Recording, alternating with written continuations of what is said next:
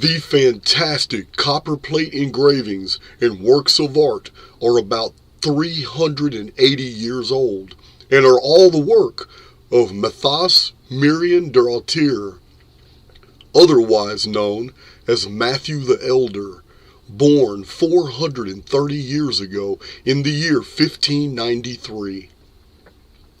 He is considered as one of the greatest of the copperplate artists ever. You can see, a lot of people see these old illustrations and they think they're pen and ink, and they're not. They're copperplate. These are engravings. They're very meticulously done. You can easily see here his attention to detail, symmetry, and perspective. The balance of light and shadow with nature. It's amazing. A true artist of both the human form, landscape, cartography, and architecture. Here in this picture you see a star fort in Europe, which to me is no real mystery. As such a defensible zigzagging perimeter walls, it maximizes the ability of the defenders to strike attackers from multiple vantage points. Here his artwork was published in a music book. I have brought to your attention his penchant for accuracy, because it's important to understand that when we need to understand that he was very meticulous about detail, because we're going to examine his alchemical masterpieces. In this chart by Matthew the Elder, titled The Great Chain from God to Nature and from Nature to Man, we find that God is represented in the cloud in the Hebrew, a clue that alchemy had both Hermetic and Kabbalic origins. The female here is Mother Nature, and she governs the celestial spheres where the zodiacal powers rest and the spheres of the sun and moon. She is chained to God, but below her, sitting on the world, is a monkey chained to her. The monkey in alchemy represents mankind because humans are the chief of the animals, the smartest. The monkey was regarded as being the closest to mankind, and there can be no doubt that the establishment, after alchemy fell out of vogue, then invented the evolutionary model of humans descending from primates based on these older alchemical concepts. But in the alchemical treatises, humans were made perfect from the beginning. In these old charts, it is important to take note of the positioning of the astrological symbols, for these provide the viewer with an important date. For those of you who are adept at astrology, if you decipher this date on this and another chart I'm about to show, please provide those in the comment section. This is the great meteorological chart that Matthew the Elder made in the year 1623. At the top, God is shown among the orders of the angels. Below, these on the left and on the right, outside the celestial dome, these are the astrological programs that govern over the world. The one on the right, blown up here, is a date. The illustration reveals that tornadoes, called turbos here in Latin, and windstorms, torrential rains, even rains of stones from the sky, and fire falling from the sky, these are all meant to chastise mankind. Several types of sky phenomena are found here, and they can be cross-referenced with the same unusual sky phenomena found in the Book of Wonders, as seen here.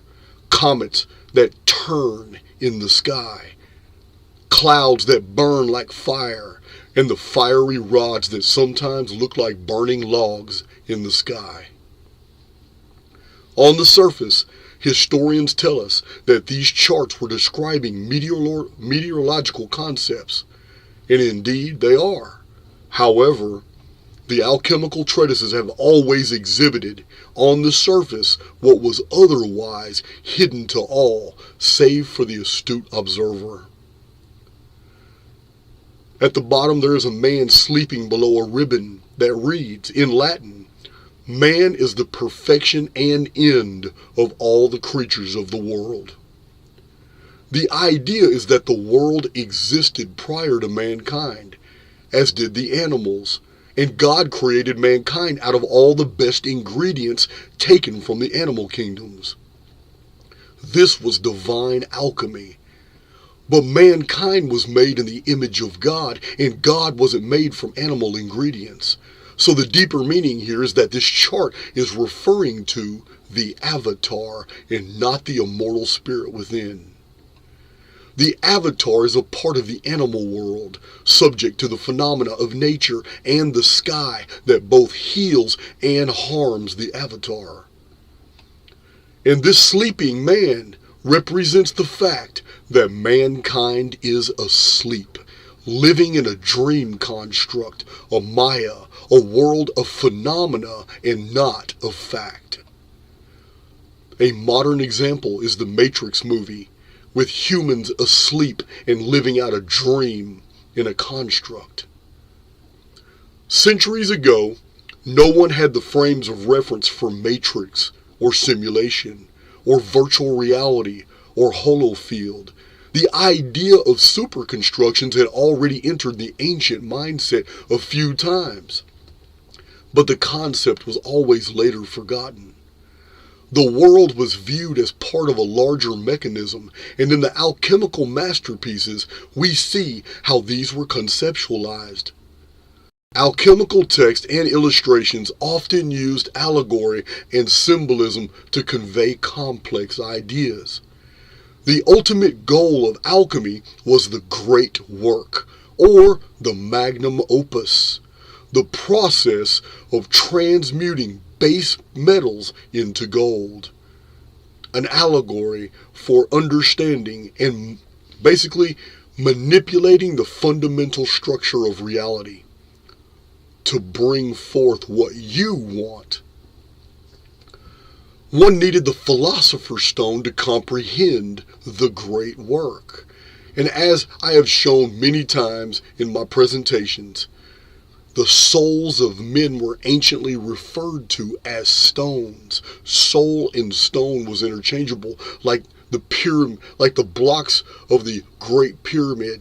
On my t-shirt, 2.5 million blocks made this gigantic 454-foot high monument.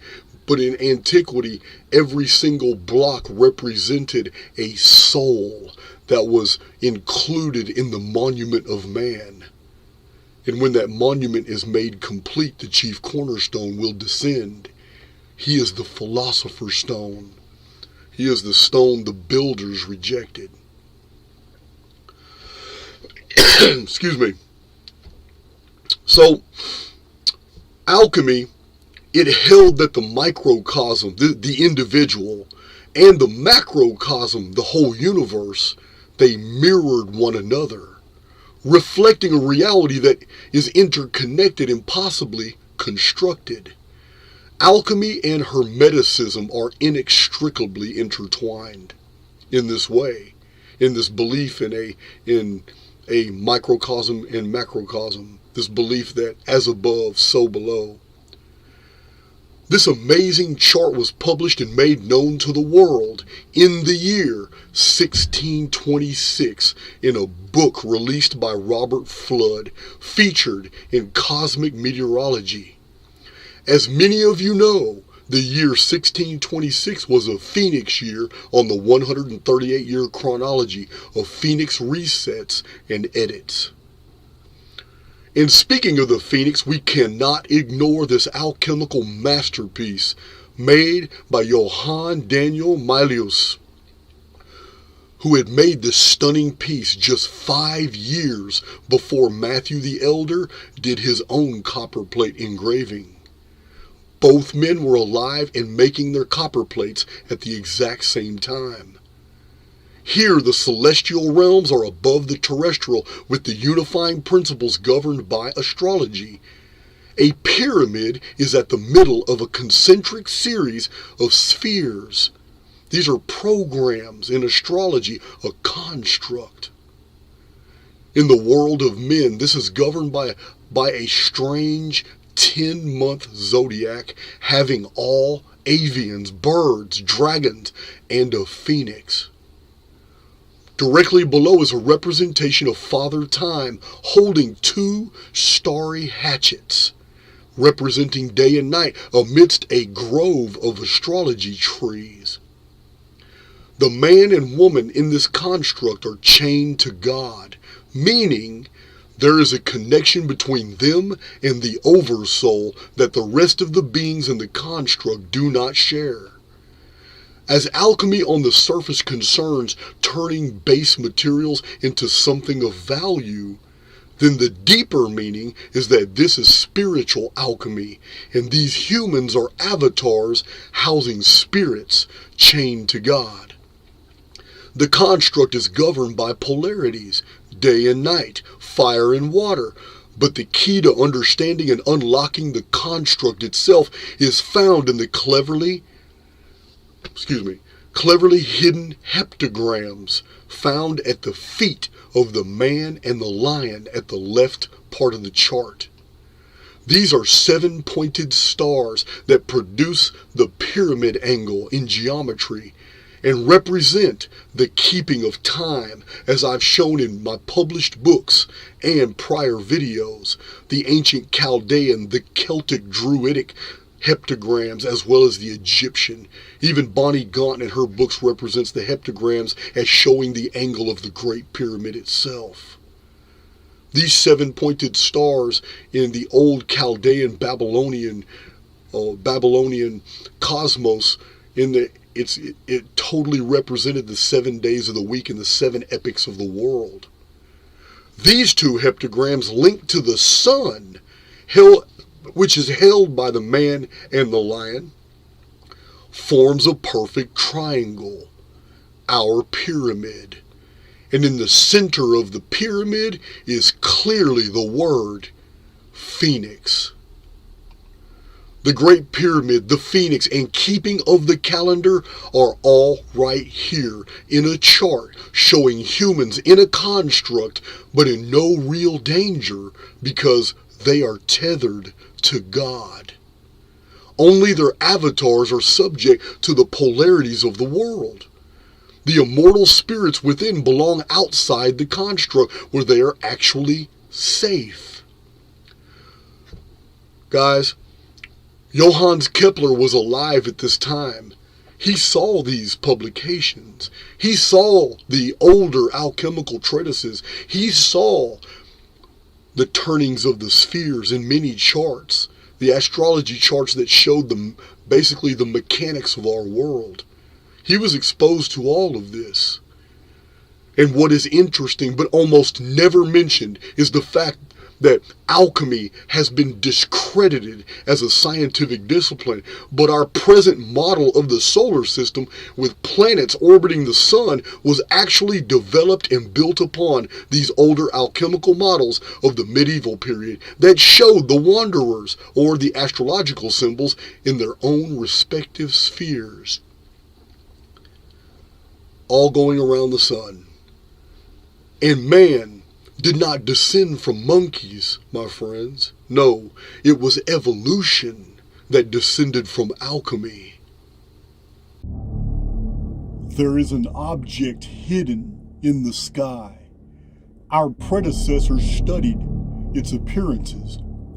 Like a vast clockwork apparatus, it appeared on a fixed timeline and disappeared whole civilizations.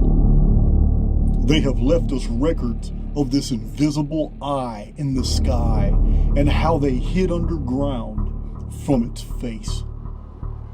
They feared the return of the Phoenix.